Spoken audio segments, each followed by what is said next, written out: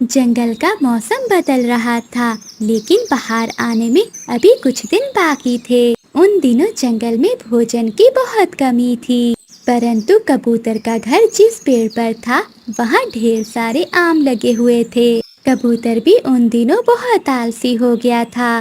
वो सुबह सुबह उठता, कुछ आम खाता और फिर से सो जाता। कबूतर उड़कर दूसरे पेड़ तक भी नहीं जाता था। कालू जी उठो, चलो भोजन लेने चले। गौरी, तुम्हें तो पता है कि रात से मेरे पेट में दर्द है। मुझसे नहीं चाहोगा, तुम आज अकेली ही जाकर भोजन ले आओ। कालू, तुम्हारा हर रोज नया बहाना होता है। फिर गौरी कभी अकेली ही भोजन की खोज में चली जाती है। रास्ते में गौरी कभी को रानू चिड़िया और मिठू तोता मिल जाते हैं। गौरी बहन, आज कहाँ जाना है भोजन लेने? चिड़िया बहन, आसपास तो मैं सब देख आई हूँ, मगर कहीं भी भोजन नहीं मिला। क्यों ना आज हम कबूतर के पास चले और उससे आम ले लें। हाँ हाँ गौरी, मैंने भी देखा है, कबूतर के पेड़ पर बहुत आम लगे हुए हैं।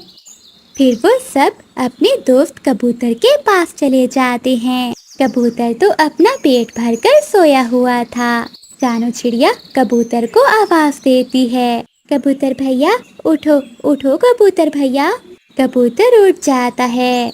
मेरी नींद खराब कर दी। क्या हुआ, आप सब यहाँ क्यों आए हैं? शार कबूतर, हमें कहीं से भी भोजन नहीं मिल रहा। भोजन की खोज में बहुत दूर दूर तक जाना पड़ता है। आज तुम हमें अपने पेड़ से कुछ आम दे दो। ना जी ना, मैं अपने पेड़ से एक भी आम नहीं दूंगा। ये पेड़ भी मेरा है और इस पेड़ पर लगे आम भी मेरे हैं। गंदी आंखों वाले, इतने आम खाकर मरोगे तुम। क्या हुआ अगर तुम हम सबको भी एक एक आम दे दो तो?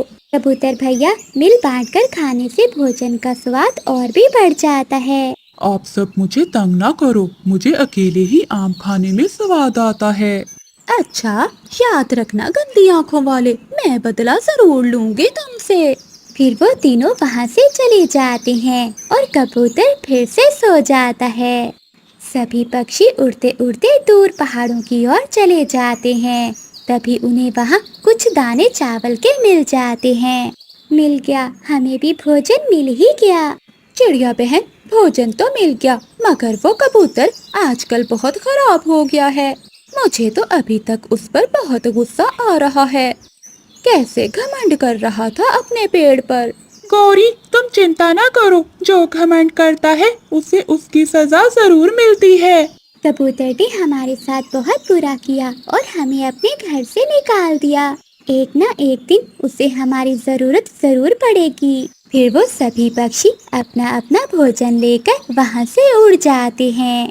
ऐसे ही दिन गुजरते गए।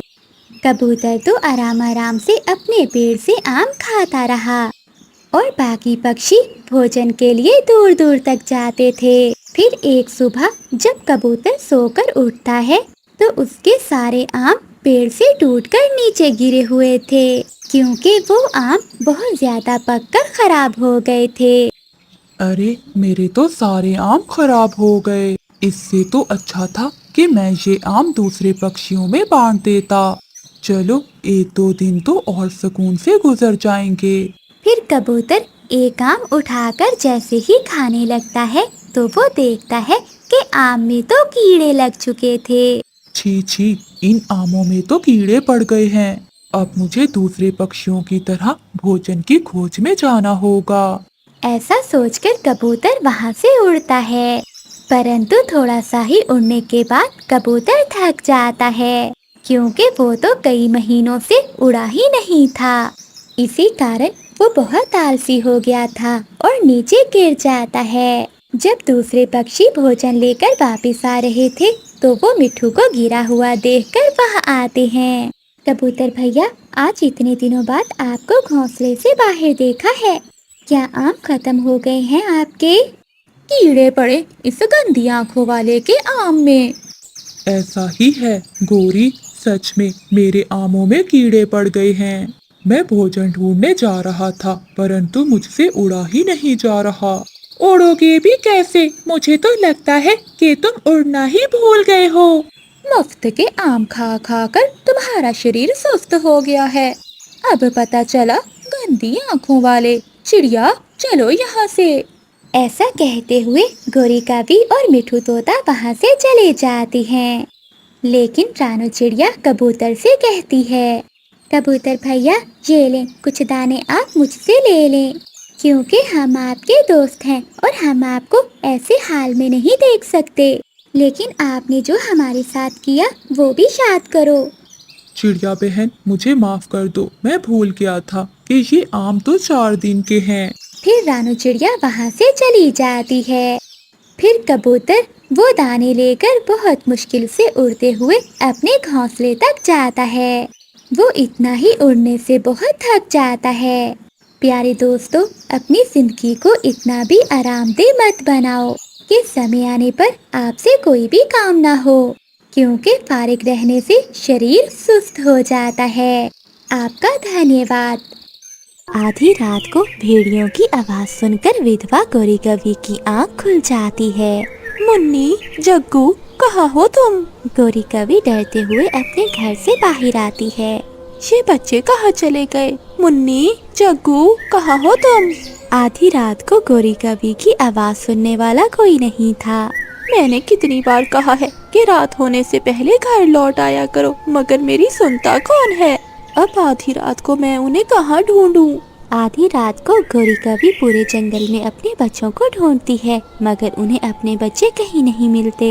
बच्चों को ढूंढते ढूंढते सुबह हो जाती है। बच्चों को ढूंढते ढूंढते सुबह हो गई, मगर न जाने मेरे बच्चे कहाँ चले गए। गोरी कवि ऐसे बैठी अपने बच्चों को ढूंढ रही थी। तभी कबूतर, मिठू तोता और रानू चिड़िया वहाँ आते हैं। चिड़िया, क्या तुमने मेरे बच्चों को देखा है?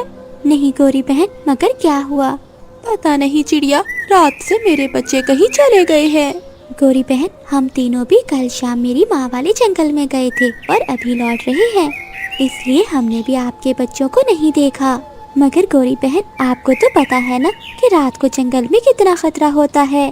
गोरी, तुम्हें तो पता है उन जालिम चीलों का। मासूम पक्षी तो उनका पहले शिकार होता है। कहीं ऐसा तो नहीं कि उन जालिम चीलों ने तुम्हारे बच्चों को मार दिया हो? ऐसा मत कहो मिठू भाई। तो गोरी, तुम ही बताओ कि वो रात के गए अभी तक क्यों नहीं लौटे? ऐ ऊपर वाले, मेरे बच्चे सलामत हो। फिर गोरी कवि अपने बच्चों को ढूंढते ढूंढते आगे चली जाती है।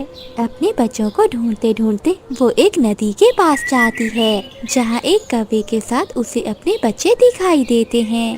मुन्नी, जग्गू, माँ, आप रात भर कहाँ थे मेरे बच्चों? मैं तुम्हें रात से पागलों की तरह ढूंढ रही हूँ। दरअसल कसूर इनका नहीं है, ये कल रात मेरे बच्चे के साथ खेलने आए थे, मगर रात होने के कारण मैंने इन्हें घर नहीं जाने दिया। हाँ माँ, अंकल की बेटी गुड़िया हमारी दोस्त है, इसलिए हम उससे खेलने यहाँ आए थे। बच्चों, तुम्हें पता भी है कि रात से मैं कितनी चिंता में थी। मम्मा, अंकल हमें घर ही छोड़ने आ रहे थे।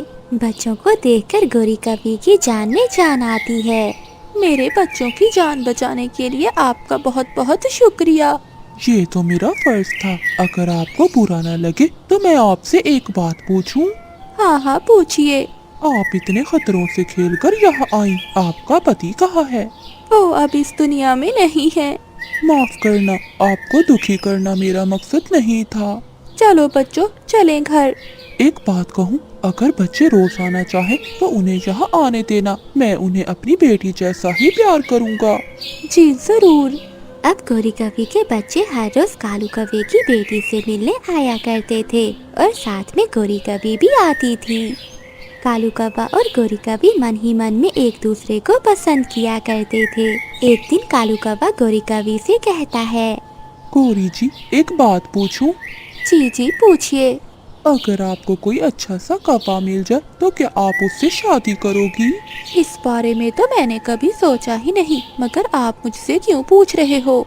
असल में मैं भी अकेला हूँ। मेरी पत्नी जालिम चीलों का शिकार बन गई थी। मैं भी अपनी बेटी के लिए एक अच्छी माँ के इंतजार में हूँ। अगर आप चाहो तो हम दोनों शादी कर सकते हैं। जब से मेरे पति हमें छोड़कर गए हैं, मैं भी यही चाहती हूँ कि मेरे बच्चों को पिता का प्यार मिले, मगर अब कोई ऐसा मिलता ही नहीं जो मेरे बच्चों का पिता बन सके। अगर तुम चाहो तो मैं तुम्हारी सारी जिम्मेदारी लेने के लिए तैयार हूँ। ये सुनकर गौरिका भी चुप कर जाती है। क्या हुआ गौरी जी, आप चुप क्यों कर गई? मुझे कुछ सोचने का समय दें, मैं आपको सोचकर जवाब दूंगी। फिर गौरिका भी अपने बच्चों के साथ घर चली जाती है। कालू जी बहुत अच्छे हैं, का तक नहीं सोचा। तुमने घर और गहनों के लिए हमें छोड़ दिया, एक बार मांग कर तो देखते। गौरी, मुझे माफ कर दो, मैं उस ठग नीली कवि की बातों में आ गया था। वो चील कौवे को पकड़कर उसकी खूब धुलाई करती है। कालू कौवा काई काई करता हुआ वहाँ से भाग जाता है। पति जी, कैसी लगी मिठाई? गौरी, मैं तुम्हें नहीं छोड़ूंगा। फिर गौरिका भी आगे आगे और कालू कौवा पीछे पीछे उड़ रहा था।